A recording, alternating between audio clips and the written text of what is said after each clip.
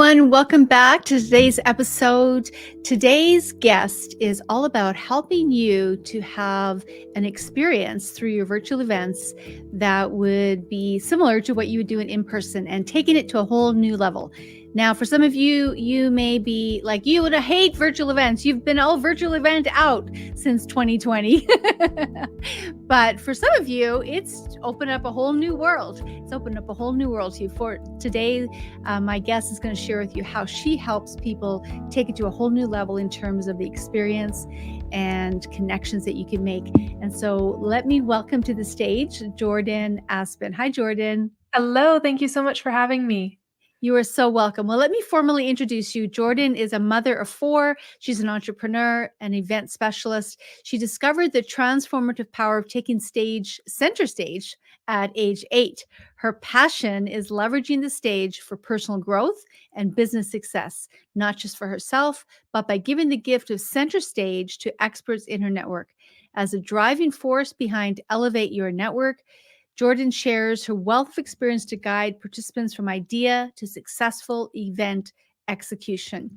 Well, I am curious to know, of course, I am a speaking coach and I do virtual events as well as in person, although less in person now. I have done my share, but I would love to know, how did you get into this area of passion that you're working in right now? That's a great question. Like I said, I found the power of the stage at age 8 when I accidentally got center stage.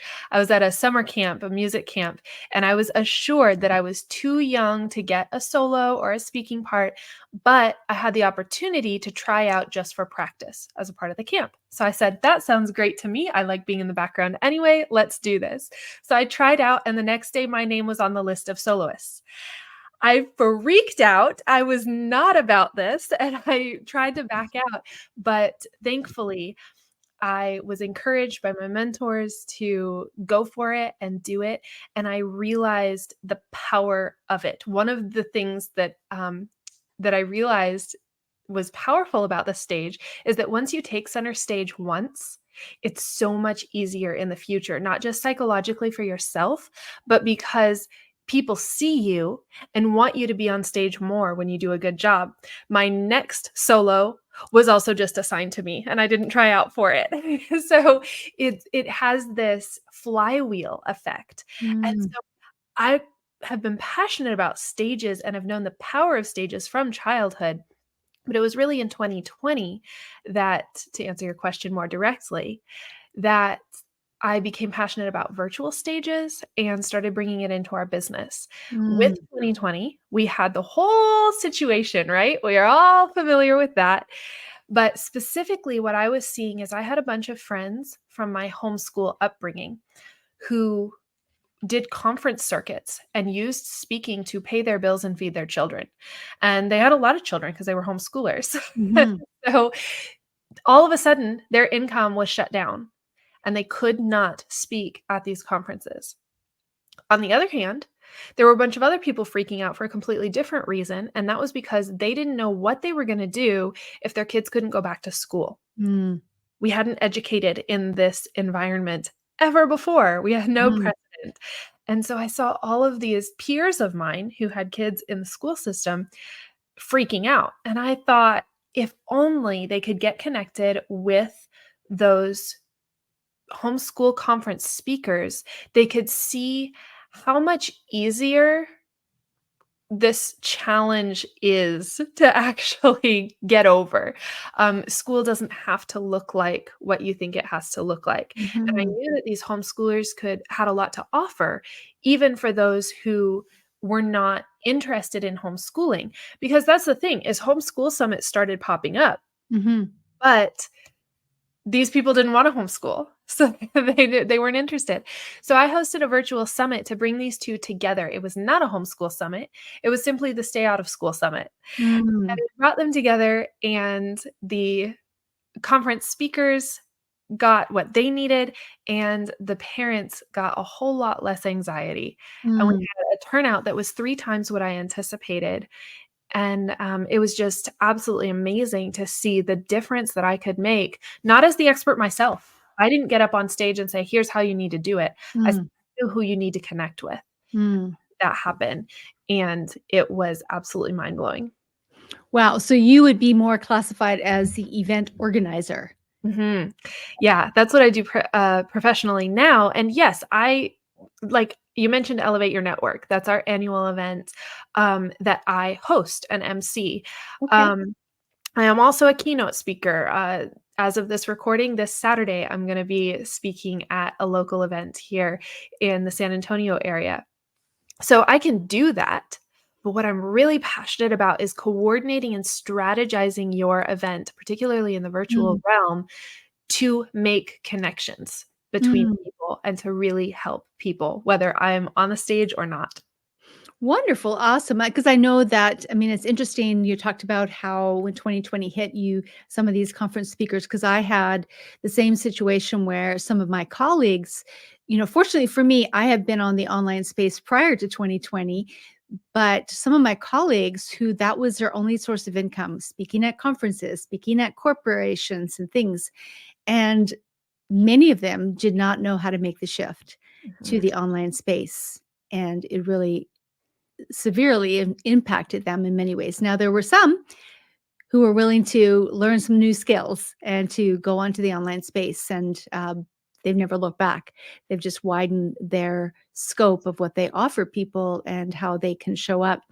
But it can be a sticking point for even people who are trained speakers, professional speakers, to even know how to whether be engaging the audience or making connections or creating an experience that would be transformational. So I'm curious to know, how do you do that? Do you have a process that you help people to put in play when they're doing an event to make those connections? Well, I would say that I approach virtual events different than just about everybody else that I know of. A lot of people set out to run a virtual event, and so they think, okay, I'm going to run a virtual event. How do I run a virtual event? For me, I want to start with a different objective in mind. And the objective actually might be a little bit different depending on the Mhm. project. I'm very objective focused. And so when I sit down and strategize with a client, I figure out what that North Star objective is that we want to make happen, regardless of whether we're doing a virtual only event, a virtual and in person hybrid where there are tickets for both available, or just an in person event. I've been involved in those and coordinating those as well. So that matters less to me than the actual objective. Mhm. Therefore, when I go to run a virtual event, I'm asking the same questions as I would with an in person event. And so, therefore, my virtual events where people are used to the quality of a virtual ticket being way down here and you've got the in-person experience being way up here, I bring that virtual experience up naturally because I'm asking the same questions that somebody would ask if they were running an in-person event. How do Mhm. we make sure that people are connected? How do we make sure that people are taken care of? At an in-person event, you have to think about lunch breaks. Virtual, we often forget that or think, well, everybody's in different time zones, so how will I handle that anyway? Let's just not think about it. They can eat during a session, no big deal.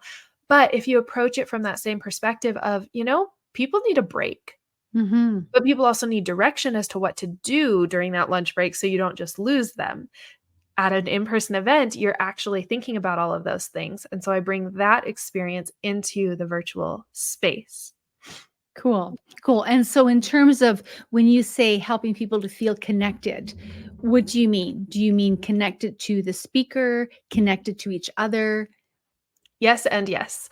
Connected to sponsors, connected with the host. So, again, the objective matters. So, if the host is hosting an event because they want to introduce new leads into their ecosystem and get Mhm. themselves known really well so that they can then convert to maybe even a one on one kind of offer where they are the offer, then we're going to emphasize connection with the host a lot.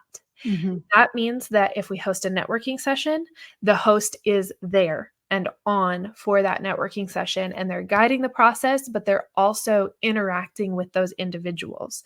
And so you might have a sort of a speed networking. We might opt for speed networking so that Mhm. the host can hit as many people as possible in a one-on-one format with Mm. brief conversations, versus a networking that's open and randomized Zoom rooms, where the host is only going to get to speak to really 3 people, or how Yes. it goes. Exactly.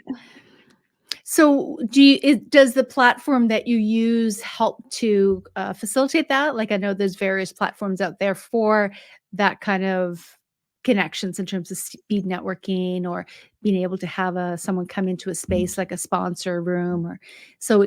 Is that part of what differentiates you as well? Absolutely. I mentioned Zoom. It's what we're all familiar with, but nobody wants just another Zoom call on their calendar, and for good reason. Zoom took us through these strange pandemic years, but it really hasn't evolved fast enough to really keep up with Hmm. us now that we are craving that in-person connection more than ever. We've Hmm. been disconnected. We've been oversaturated with Zoom. We don't just want to be on Zoom. And so the platform can make a really big difference. Um, I have a few that I have used and I'm developing my own. And so Well. the whole strategy is, it's implementable in a lot of formats. Like I said, in person, virtual, like it you can implement the strategy in a lot of different ways, but the software definitely makes it easier, and it makes the user interface a lot better, just in Hmm. general, in the user experience. And so, yes, come to me and I will help you find the software to go to, because I've looked at as many as I can. And as soon as I hear about a new one, I'm researching that one as well. And so I can help hook you up with the one that's going to be the best fit for your objectives. Wow. So, with all of your research, would you maybe give me the top three that you have seen that are kind of on the cutting edge of what they do or to create that experience? Well, mine, the one that we're developing, which should be available. I'm not sure at the time of this recording when this is going to actually stream. And if you're listening after the fact, Mhm. we very well could have it launched and ready. So reach out to me Oh, and see if we've got that. and 'Cause what we're is that one we're going to on be the edge. called, Jordan? Sorry. Good question. We haven't finalized that Okay. as of this recording. All So right. Well, stay tuned. yes, you're getting all the behind the scenes and sneak peeks right Cool. now. Um, Up until now, our go-to has been AirMeet, which is Mm, a okay. premium platform with a premium price tag. Mhm. So be Mhm. prepared there. But it is quite excellent when it comes to making connections happen. And the networking capabilities there is, like you said, on the cutting edge. It Mm. really is. It has its downfalls for other objectives. So if you're looking to run an event that is free to paid or has some sort of upsell that you want to make really easy, one click, that sort of a thing, AirMeet is not optimized for that. Mm. It's not optimized for conversions that way or upgrading tickets, that kind of a thing. But for networking and connection, it can't be beat. Mm. Cool. And what about Hopin? Is that still something that is widely used or? It's widely used, but in my opinion, it hasn't really kept up. It's not cutting edge, Mm. basically. Mhm. The networking capabilities in particular, I've heard a lot of complaints about, and they just really fall short of what's possible in this amazing digital age. Mm. And what are I'm surprised that there's not more cropping up, in terms of out there. If this is such, I know there's a lot of gamification. Does AirMeet have gamification and all those components as well? Mhm. Mhm. Yep, we've got some gamification. And again, it depends on what you're looking for. So there are some other platforms, like there's one that I was just looking into called Butter, and it's really intriguing to me. It's really set up for collaboration. It's not set up Mm. for large virtual events. It has participant caps. Where you have to pay more and more and more for more participants. And so, if you're Mm. doing a lead generation event, Butter is not for you. Yeah. But it is for you if you wanna do something really collaborative, and that really makes deep connections. So that's a Mm. potential one to look at too if this connection factor is really attractive. So there's these different niche video connection platforms that are cropping up. And again, it just depends on exactly what your objectives are and what you're looking for. Have you heard of Obvio, which is developed by Sage? Yeah. Yes, I have. And again, it's based on Zoom as a Oh, basis. you're right. And so it's basically a frame for Zoom, and so Mm. you end up being trapped by a lot of the capabilities of Zoom, and like I said, nobody wants just another Zoom meeting, and the way that Zoom is set up with either a webinar format where you can't see the audience and therefore can't engage with them, or everyone's there, so you can't control what's being seen on the screen. Those are 2 big drawbacks for me. Right. Yeah, it's kind of like hate. Some people love it, some people hate it. It's kind of one of those things. But you're right. There is room now that the whole world has been introduced to the online space in a whole new way than it knew before, and the possibilities. There is room for more ingenuity, more innovative ways, more creative ways, really, of Mhm. interacting and engaging. So I'll be curiously watching for yours. So please do let us know when it comes out so that we can have you back on and maybe tell a bit more about some of the functionality of it. As I mentioned, I do virtual events a lot, so Mhm. definitely be looking forward to seeing what you come out with. So tell me a little bit more. Is there anything else that you want to share about this whole new way of doing events online that is different, and that why people would want to actually consider an option like yours? Well, when it comes to an option like mine on the strategy level, like why you might want to hop on a call with me and talk about this, which software you might want to try or something like that.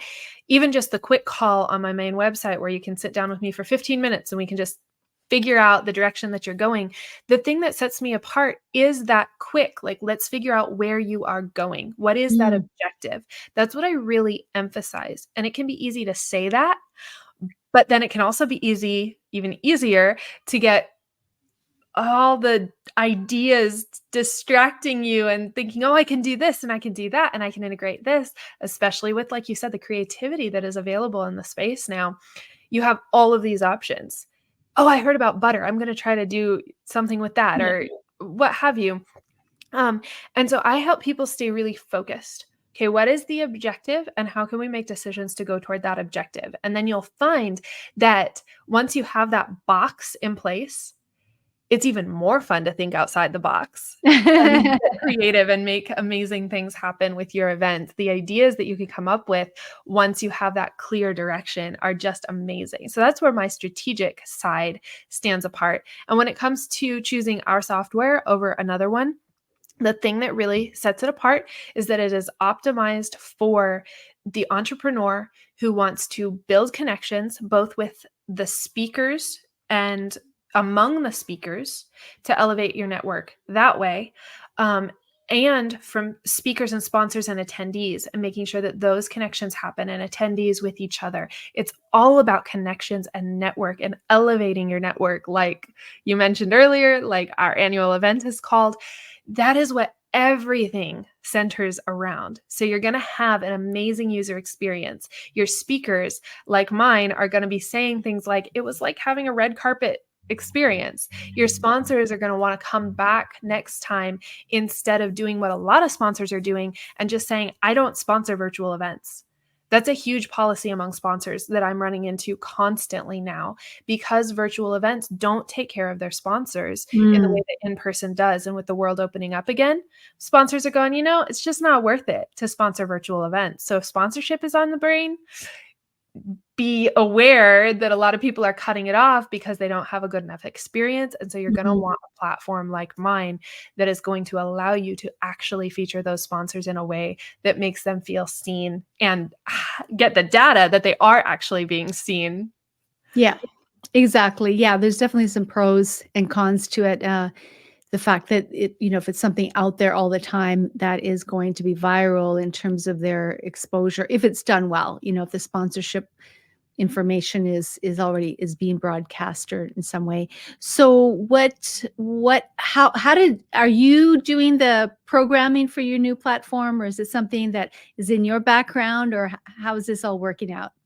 We've got a whole team working on this, and that's why we're excited to have it out pretty quickly here now. So, yeah, we've got all of us bringing our expertise. I'm bringing the strategy, and the on the ground knowledge is Mm, really my piece because I've run these virtual events. I see what other people are doing, what's actually desired by speakers, attendees, and then especially sponsors. I've seen attendees saying things like at the last hybrid event that we hosted, the virtual attendees were saying, I have to be in the room next time. And so that's another objective that we're working on with people who want to go back into the in-person space, using that excellent virtual experience as a good transition to get people mm. to their in-person event. Right. Yes, I can see that for sure, especially, you know, there's there's so many benefits and so many things you can't duplicate in the virtual space, when it comes to touch and those kinds of Mhm, things mhm. and other experiential kinesthetic stuff. But however, it's a great bridge in terms of creating that desire, or even where people can't be there in person, right? Just from a Mhm. logistics point of view or financially, or you can still reach people across the world. Yes, this is a fascinating area, and it's a growing area, and I think it's actually even becoming more and more compounded with the invention of, or the onboarding of AI and all those things as Yeah. well. How does that play a role in some of the functionality of what you're building out? Oh, goodness. That's a really good question, and, just overwhelmed for a second with all of the things that are coming to mind because there are the positives, there are the negatives. Another thing that's gonna be that is really important as we're developing this and will be a part of our software is security, and making sure that the Mhm, data is actually protected and not just put out there who knows where. With Zoom or any other platform, you have to look into what are they doing with your data because they're recording it. Okay, where is it going to be stored? Who has access to it? And that mhm, sort of a thing. And of course, AI. There's talk of AI taking that and doing stuff with it. And so that's a concern that we're having to look into. And again, why we have a whole team of people behind this, making sure that we are crossing our T's and dotting our I's when it comes to all things, including AI. On that side, there's the positive side of actually leveraging it for all kinds of purposes that we're also exploring. awesome. So Jordan, the last thing I wanna ask you is, you talked about you are a keynote as well. What kinds of things do you speak on? What we have been talking about, actual connection, whether in person or virtual. I talk about taking center stage to give center stage, and that whole concept of Mm, you as a speaker know the value of a stage. mhm, That is a gift that you can give other people mhm, too. And so having that sort of a vision for an event that's not just, okay, I'm going to host a summit that's going to be lead generative for me, and all of this can feel very selfish, and it can actually hold people back. Those people who have a heart for actual connection and don't just worry about the bottom line in their business, but are taking into consideration all these other factors. I have seen people be crippled by the idea of running an event and making it all about them. They don't want that stage to that degree. Maybe they'll mhm, speak at other people's events, but they don't want that stage to that degree. It doesn't feel comfortable for them. And so that mindset shift of realizing, no, you can host to give this gift to your people, and that can be so powerful. So that's one of the keynotes that I give. And I also talk about like this Saturday, we're going to be talking about actually planning an event, and it's a workshop mm. style um, sort of a keynote. It's a small event. So there's two of us speakers, but I'm one of the main speakers. And we're going to do it workshop style, where we're going to start planning your event right there in the room and Mm. figuring out what you're going to do and where you're going to go from there. I'm really excited about that one because everyone's going to get out their pen and paper and make it happen. That's fantastic because, a lot of people get intimidated by that. Mhm. By what? Put on my own event and all the Mhm. little pieces that go together. So I think that's gonna be very powerful, where you'll break that down some of those barriers that people might have from even believing that it's possible for them to have an event. Exactly. So cool. Well, thank you so much, Jordan, for giving us this insight into this whole new arena and to what you are creating as well. Is there anything finally that you want to leave with our listeners? And for sure, let us know how they can follow up with you if they want to know more about your platform and stay on the cusp of virtual events. If you've gotten this far and are listening, then there's some sort of spark. And you can be a virtual event host. And so I would love to chat with you about that.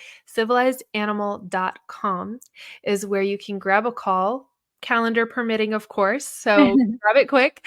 And I would love to just sit down with you again for just 15 minutes. It doesn't have to be this long, involved thing, and explore, is a virtual event for you? What kind then? What are your objectives going to be? And how can we cast that vision for the type of event that's actually going to be a good fit for you, your business, and your personality? So good. So good. Well, thank you again, Jordan. I really appreciated you coming on and sharing. And I've learned something for sure in listening to you. And I look forward to seeing what comes out of this new platform that you're developing and how this can really enhance people's experience when it comes to virtual events and learning and connecting and really building those relationships at a whole new level, as you talked about. So it really opens up a whole new possibility for people in learning. I just see that in terms of just really creating that experience that is just that much more enhanced. So thank you, everyone, and thank you, Jordan, for your time today. Thank you. You're welcome. Thank you, everyone. Make sure you share this episode, and get in touch with Jordan. The link will be in the description so that you can follow up with her and find out about this new platform and perhaps be a host so that you can experience it at that end as well. Or if there's a listing of events that you're running, that would be helpful too. Would that be on the same site, Jordan? Yes. Mm-hmm. So people can experience from the other side how things go. Awesome. Well, thank you, everyone. We'll look forward to seeing you next time. And remember that we are in the business. We're on a mission to impact the world by empowering women to dream bigger through building wealth through kingdom-minded mentorship, leadership, and speaking so that you can create a financial freedom for you and your family and have a greater impact on the world by advancing the kingdom in the marketplace. And so if you want to know more about even how to develop your skill as a speaker, I was just listening today and I realized that public speaking or just communication skills for that matter, any skills that you develop are actually recession proof because no one can take them away from you and you can stack up on them. And communication is one of the most important skills that you can develop in any arena.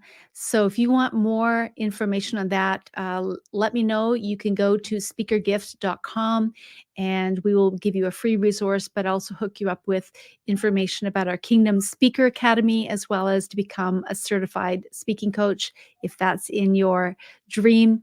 But no matter what you do, remember that you were put on the earth for a reason and that your contribution is needed because there are people waiting to hear what you have to say, the message that God has put on your heart, and are waiting to be impacted by what you only can give. So I just want to encourage you to step into it and let your voice be heard. Thank you, everyone. We'll see you next time. As you're listening today, you may have felt prompted to say, I want to become a much better speaker. I want to be able to speak with confidence, clarity, and transformational impact. I want to invite you to check out the link in the comments below, wherever you're listening to this. Your voice is an instrument of transformation and needs to be heard. So let it be heard.